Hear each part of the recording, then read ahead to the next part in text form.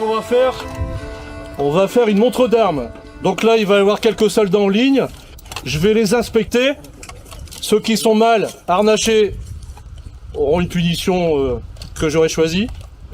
Et ensuite, je vais les présenter à mon seigneur. Ensuite, alors je vais pas vous réexpliquer tous les harnois, toutes les armures, parce que ça va être redondant par rapport à ce que messire Gallois de Fougères vous a expliqué. Donc, je vais seulement vous expliquer quelques variantes. Des soldats fortement équipés ou des soldats très légèrement équipés. On va vous montrer la différence. Messire, la bataille est prête à votre service. Chaque soldat a-t-il son équipement comme convenu? Malheureusement non, j'ai 2 soldats qui n'ont pas tout l'équipement. Je m'en occuperai ce soir. Très bien. Je ferai une retenue de solde Certes, à messieurs. la hauteur des éléments qui manqueront. Certes, messieurs. Allez-y, vous pouvez présenter la troupe armée.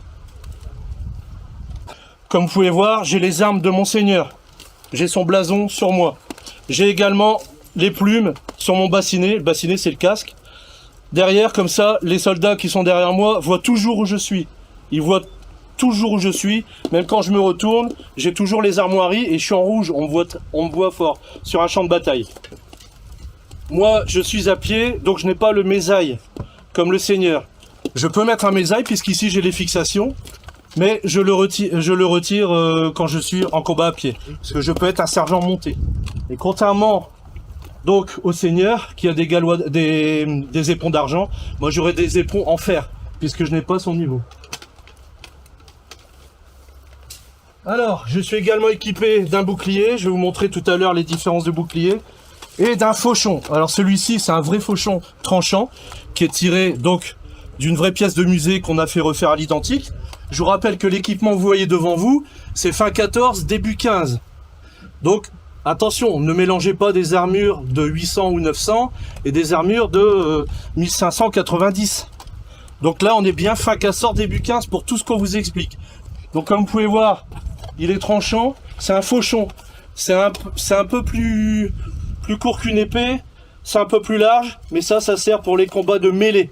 Donc ça, c'est fait pour détruire, classer les clavicules, les genoux, etc. Il est tranchant sur un côté et sur le dernier tiers ici, pour pouvoir passer également entre les jambes.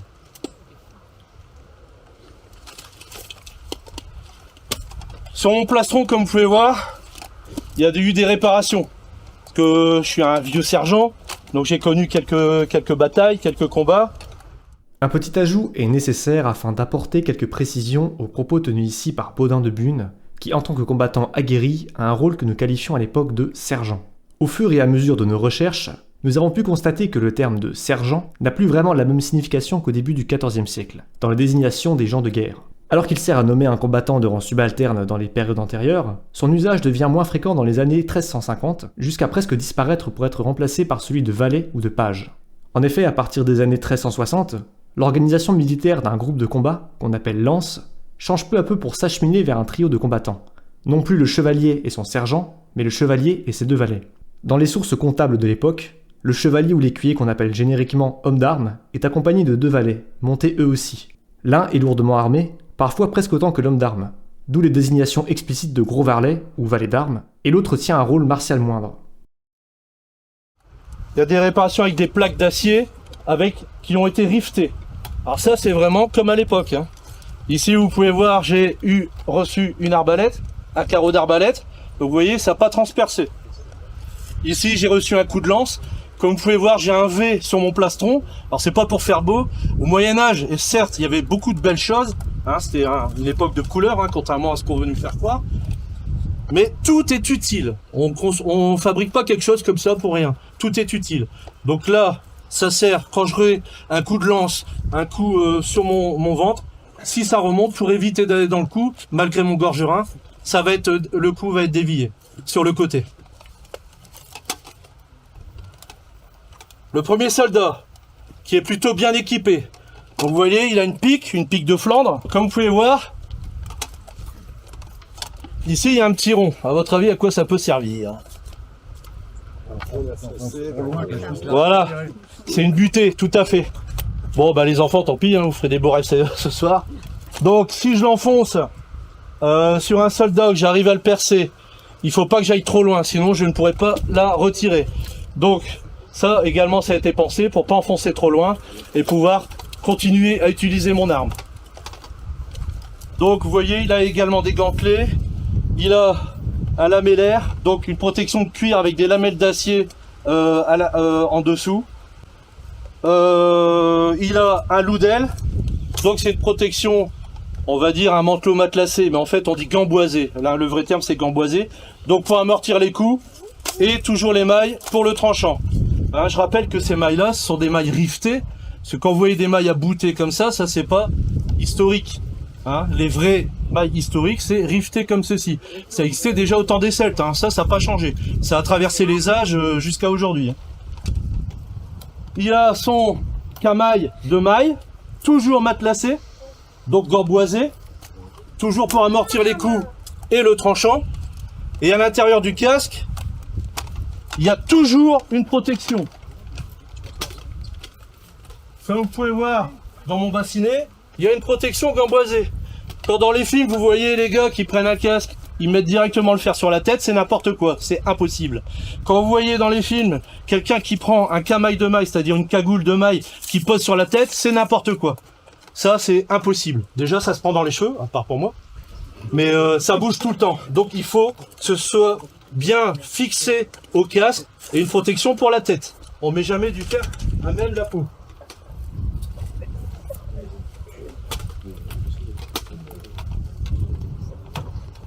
Et comme vous pouvez voir, il a également des grèves, un de nos préférés des Français. Donc pour protéger ses tibias. Eh bien, t'es beau. Ah, excuse-moi, j'ai oublié. Il a son baselard, parce que tout homme ayant une pique, il faut pouvoir combattre également en combat rapproché. Donc il a également une arme de combat rapproché. Puis je le chouchoute, c'est cuisinier aussi, alors... Comment ça s'appelle, un baselard? Baselard. Baselard. Le casque, il est en... Ce sont des écailles en métal aussi? Oui, tout à fait. Écailles de métal. Tout ce que vous voyez sur nous, c'est sourcé. Hein, dans notre compagnie, contrairement à 95% du médiéval que vous allez voir en France, c'est bien, c'est des spectacles. J'ai fait des spectacles pendant 20 ans, mais les tenues n'étaient pas bonnes. Il y avait des anachronismes, il y avait des choses qui n'avaient pas existé non plus. C'est très bien. C'est du spectacle, c'est super. Mais il faut le dire. Alors là, en revanche, dans cette compagnie-là, ce que vous voyez ici, tout ce que vous voyez là, c'est sourcé. C'est-à-dire qu'on va pas faire quelque chose qu'on peut pas prouver l'existence à cette époque-là. Donc, les écailles là, ça a vraiment existé à cette époque-là. Donc, le minimum, c'est une protection de tête et une protection de main. Il ne l'a pas, il sera puni. Il a également une sorte de lance, ça s'appelle une vouge. Donc, il a un côté tranchant et un côté en pointe, comme le Seigneur vous a expliqué tout à l'heure.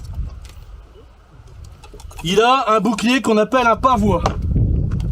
Alors, ça pareil, une idée reçue, ou à la télé, c'est pas en métal, c'est toujours en bois. Alors il y a plusieurs raisons à ça. Bon, déjà le métal ça coûte cher, mais une raison aussi au niveau du poids. Une raison également, c'est quand vous avez une charge en face, avec des lances ou avec une charge de chevalerie par exemple, avec les lances. S'il avait une protection en métal, la lance va riper.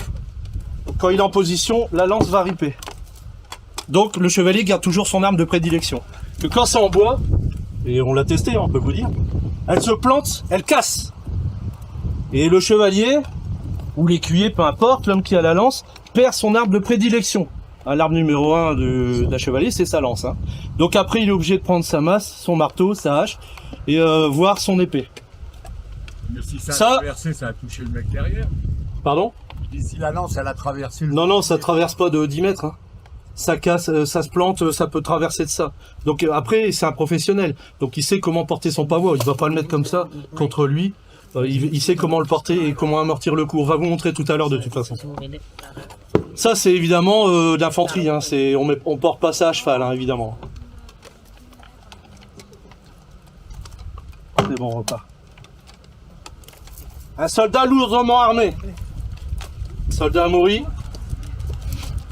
Alors, lui, il a un type de casque un peu différent.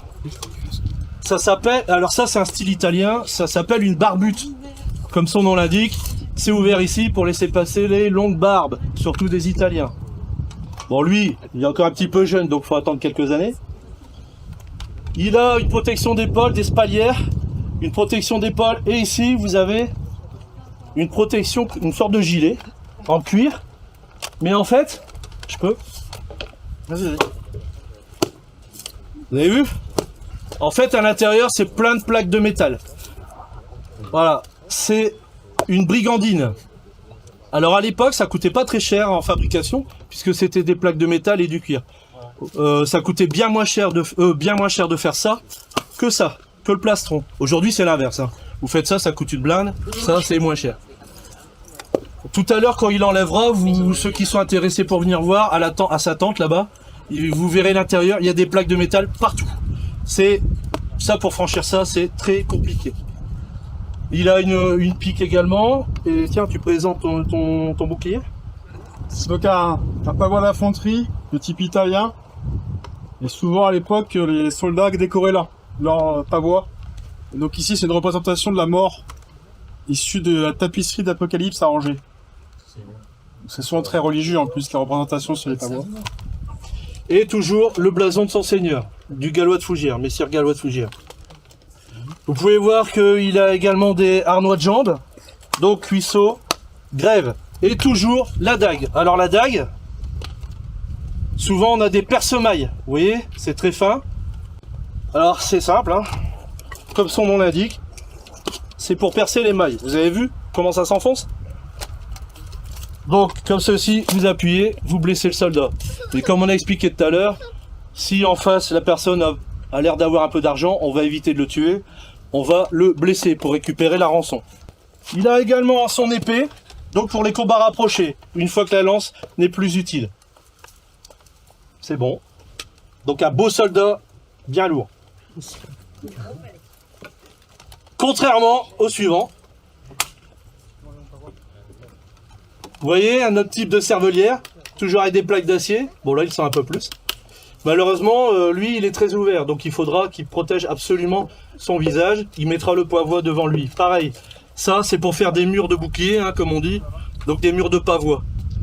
Ça, c'est pour arrêter des charges d'infanterie, voire de cavalerie. Les charges de cavalerie, forcément, on mettra des pieux également devant. Hein. Donc, il a sa petite lance. Alors, comme vous pouvez voir au bout de sa lance, il y a un petit pompon. À votre avis, à quoi ça peut servir?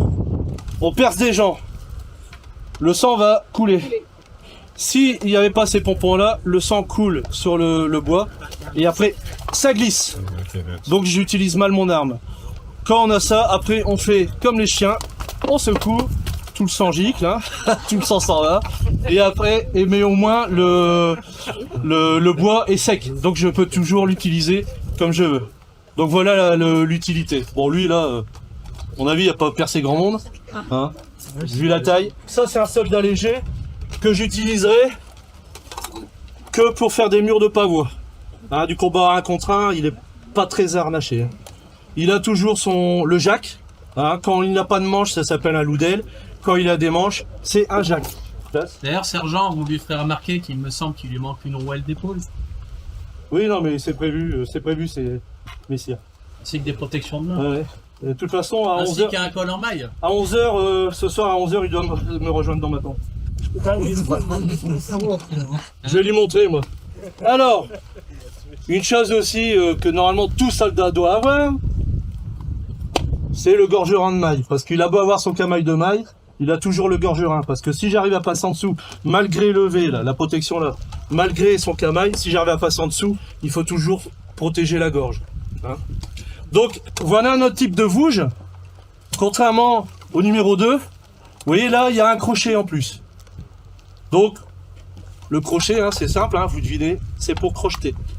Alors, soit je vais le crocheter pour le faire tomber, souvent des cavaliers, je vais crocheter, je vais le faire tomber, ou je vais le faire tomber en crochetant l'arrière du genou. Ou fausser, comme tout à l'heure le seigneur disait, fausser son armure. Ou alors, si j'ai envie de m'amuser un peu plus, c'est lui enfoncer le crochet là où il a des défauts d'armes. Donc, il a également une cuirasse, il a toujours sa dague, et toujours l'arme de combat rapproché. Il est plutôt bien équipé. Lui, il n'a pas de spalière ni de harnois de bras, comme vous pouvez voir sur moi, des canons de bras. Mais il a des rouelles, des rondelles qui protègent son bras. Et forcément, je vais essayer de toucher sur les côtés. Tu montres ton buckle. Voilà, parce que les boucliers, ça ne sert pas qu'à la défense. Je vais vous montrer tout à l'heure avec d'autres types de boucliers. Ça sert aussi à l'attaque. Hein, on peut donner des coups de bouclier, on peut donner des coups de pointe de bouclier dans la gorge, dans le casque, ou alors pousser la tête à coups de bouclier. Lui, c'est encore plus impressionnant parce qu'il est en pointe. Il a que 3 doigts, ces gants. C'est parce qu'il les a achetés au Népal. Ah voilà. C'est la même. Non, c'est pour pas désolidariser les doigts en fait. C'est plus puissant quand les doigts sont par deux en fait. D'accord, c'est pas une- Ah oui, c'est vrai, j'ai pas précisé. Contrairement aux gantelets, vous voyez, comme le soldat numéro 1 ou les miens ou celui du Seigneur, Ah, lui il a des gants de maille. C'est bien vu en plus, hein. C'est pas évident de voir qu'il y a 3 doigts. Et ça parce que ça c'est les punitions qu'il a subies avec moi. À chaque fois je lui coupe un doigt quand il est passage. Non, ce sont des gants de maille. Alors forcément, les chocs, ça peut lui briser les doigts. En revanche, le tranchant, il est protégé. Après, ça dépend aussi les moyens que vous avez, hein, que le soldat a, ou si le seigneur qui vous dirige est généreux avec vous ou pas. Hein. Mais parce qu'en fait, ils sont dans une armée comme ça, ils sont tous aussi différents. Il n'y a pas d'unité avec Ah non, c'est pas comme aujourd'hui, où tout le monde est habillé pareil, etc. C'est chacun en fonction de, Voilà. de ce qu'il peut mettre. Voilà, c'est ça. D'accord. Ça dépend les moyens que vous avez également. Parce que vous n'avez pas que des soldats de métier, hein. Vous avez aussi le banc, enfin le lost. Donc où là on appelle des gens qui peuvent être paysans, etc. Où là ils ont chez eux des protections. Après ils peuvent aussi. Alors quand vous avez les moyens, vous avez des protections, des harnois qui sont sur mesure. En revanche, un soldat de base comme ça, si là-bas quelqu'un qui a des protections que jambes lui en a pas, il va voir si ça lui va. Puis après il va les porter. Hein. Ça aussi. Sur les champs de bataille, parfois il y a des pillages pas là-dessus. Hein. Vous avez battu l'ennemi, vous prenez ce qu'il a qui peut vous intéresser également. Hein. Le soldat qui payait sa snule, son Oui. arrachement. Ou alors, s'il a fait preuve de bravoure, le seigneur peut lui faire des cadeaux.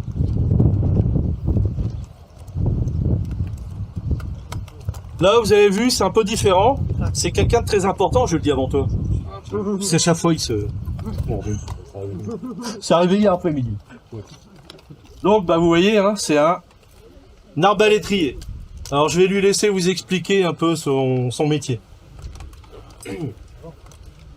Donc, déjà tout d'abord, je pensais par quelques mots sur l'arbalétrier en lui-même. Donc, comme vous voyez aussi avec ceux qui sont derrière moi, donc c'est un soldat qui est plutôt bien équipé, du fait que c'est un soldat qui est très bien payé.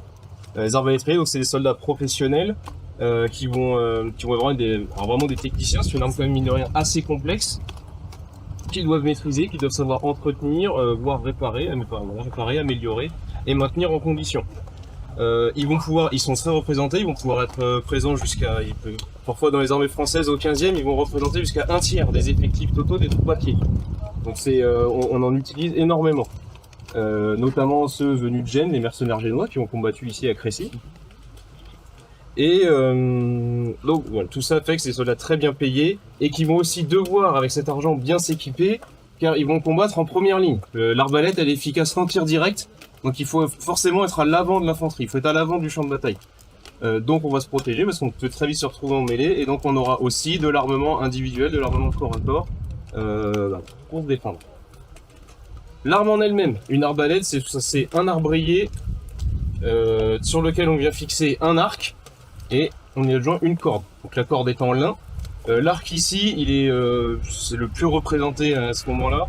C'est un arc composite, donc à l'intérieur c'est du bois vif avec du tendon et sur lequel on construit une peau. C'est comme un parchemin qui est enroulé autour. On va laisser sécher ça pendant quelques semaines et ça va donner après un arc donc d'une puissance variable. Donc généralement on va peser un arc en compte en livres. Donc ce modèle-là d'arbalète peut aller avec ce mécanisme de rechargement que je vais vous présenter juste après. On va monter jusqu'à un maximum de 200 livres, jusqu'à 100 kg de poussée. Ça suffira absolument pas pour perforer les plates. Donc un plastron comme celui-ci, là on voit, là ce serait un impact d'une arbalète quand même assez puissante. Mais on viendra jamais la perforer. Par contre, ça peut faire de gros dégâts sur les protections en tissu. et aussi sur la maille, grâce au projectile qu'on va avoir. Donc on a différentes sortes.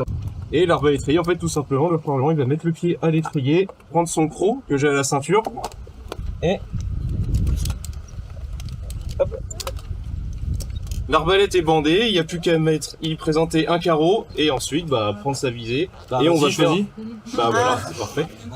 Et on va fonctionner, alors comme je disais, les arbalétriers sont très nombreux, jusqu'à un tiers des effectifs, et on va faire un système de tir de barrage, en fait, pour venir aller grignoter, entamer les positions adverses.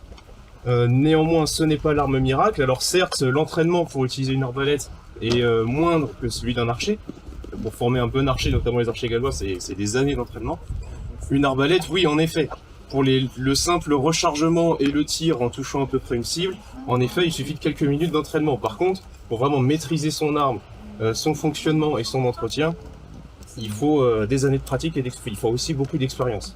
Alors oui, c'est aussi, dernier petit point technique, donc, vous voyez, l'arbre rayé est en if, je vous ai dit, on a de l'if, on a de la peau, ça, c'est des matières vivantes, ça réagit beaucoup à la météo. Et par exemple, hier, le temps était très très sec, mon arc bougeait, donc il était pas bien dans son logement, donc en tir, ça aurait donné n'importe quoi. À la bataille de Crécy, c'était l'inverse. Là par exemple, cette nuit, j'ai dû le laisser sur de la paille humide toute la nuit pour qu'il prenne un peu l'humidité, et maintenant ça marche bien. À Crécy, c'est l'inverse, il avait plu. Le sol était très boueux, donc déjà je vous ai montré le rechargement, ça glissait énormément, on a du mal à recharger. Et c'est aussi un problème qui est dû à l'arbalète. Je l'ai expérimenté sur un camp il y a 2 ans. Et en fait, quand il pleut et que le bois est trop humide, la noix que je vous ai montré, en fait, est bloquée dans son axe et bouge pas. Elle reste coincée, donc on peut pas tirer tout simplement. Et ça aussi, c'est quelque chose qui a pu se passer à Crécy, qui a pu nous expliquer que les arbalétriers génois n'ont pas été efficaces tout simplement. Et ouais, je vais compléter une chose. Les arbalétriers avaient également une protection, ils avaient un pavois. Alors deux façons qui pouvaient être beaucoup plus grands, ils pouvaient arriver jusque là. 2 façons de faire, les grands pavois, soit ils étaient devant avec un bâton, c'était tenu et ils tiraient en se protégeant. Ou alors, ils l'avaient dans le dos, ils tiraient, ils se retournaient pour recharger, ils étaient protégés. Ensuite, ils se retournaient et ils tiraient. Ce qui est nettement le moins pratique, ce qu'on voit le plus, c'est vraiment le pavois fiché dans le sol devant, parce que dans le dos, c'est vraiment, ça protège. Donc un autre type d'arme, vas-y. Donc ici, je vais vous présenter une arme totalement novatrice pour l'époque du 14e et du 15e siècle, qu'on appelle le trait à poudre. Et le trait à poudre, c'est l'ancêtre du fusil, tout simplement. Et donc ça fonctionne en fait comme un petit canon qui est portatif, vous pouvez le voir ici. Donc là, il est en bronze, donc le bronze, un alliage d'étain et de cuivre, et vous pouvez en trouver également en fer. Donc comment ça se pratique? C'est assez simple, c'est comme un canon, mais de taille réduite. Donc en fait, à l'intérieur, on va mettre de la poudre noire, de la poudre qu'on transporte dans sa besace, dans une petite poire comme ça, donc, en corne. On met la poudre à l'intérieur, donc une dose qui est assez définie, à peu près 15 grammes. Ensuite à l'intérieur on peut mettre des petits cailloux, ça peut arriver ce qu'on trouve. Et souvent en fait on va mouler des petites balles dans un alliage de soit de plomb ou d'étain, on mélange des deux. Donc on fabrique des petits moules en pierre, en fait, en stéatite ou en schiste, un peu comme les enseignes de pèlerinage pour ceux qui connaissent, ces petits ancêtres d'épines. C'est la même méthodologie pour fabriquer ces petites balles, donc on va mettre à l'intérieur. Ensuite, on a un petit trou ici, donc qui est minuscule, quelques millimètres, qu'on appelle une lumière, donc qui est en contact direct avec la chambre à l'intérieur. Et on va mettre une petite mèche qui est inflammable, donc c'est une mèche qu'on fait tremper dans la salpêtre, tout simplement, et du coup, au contact du feu, ça fait comme une mèche de pétard. Donc on va l'allumer, et du coup, ça va faire une explosion à l'intérieur avec la poudre, et ça va propulser le petit boulet miniature. Donc du coup, la hampe, vous pouvez voir, est assez grande parce que ça se met vraiment assez loin, on tire de cette manière. Donc on a un petit recul, et on fait ça, ainsi de suite, sur l'ennemi. La portée idéale à peu près de 100 mètres, au-dessus de 100 mètres, c'est un peu plus aléatoire. Donc cette arme, comme je vous ai dit, donc elle est totalement novatrice pour le 14e et début 15e. On a déjà de la poudre noire qui arrive en Europe à partir du 13e siècle en Espagne. Et les premières mentions qu'on retrouve dans les textes de cette arme, c'est en Belgique, à Gand, en 1337. C'est une réplique qui est exacte, fonctionnelle. Et l'original a été retrouvé dans les douves d'un château en Allemagne, et cette arme est datée de 1399. Et contrairement aux autres armes de trait, donc comme l'arc ou l'arbalète, où on a des blessures qui sont très très nettes parce que c'est des tranchants, là en fait c'est tout l'inverse, on a des déchirures musculaires, en fait c'est vraiment des explosions internes, et là c'est très très compliqué pour les médecins à l'époque de gérer ces types de blessures. Et certains donc préconisent toutes des choses qui sont vraiment très très variables. Par exemple, on en a un qui dit de mettre une grosse tranche de lard sur la blessure et d'attendre. Et un autre qui nous dit de mettre de l'huile de sureau, mais bouillante, sur la blessure. Donc voilà, si on cherche des bénévoles, si vous voulez, on peut essayer ça tout à l'heure. Voilà.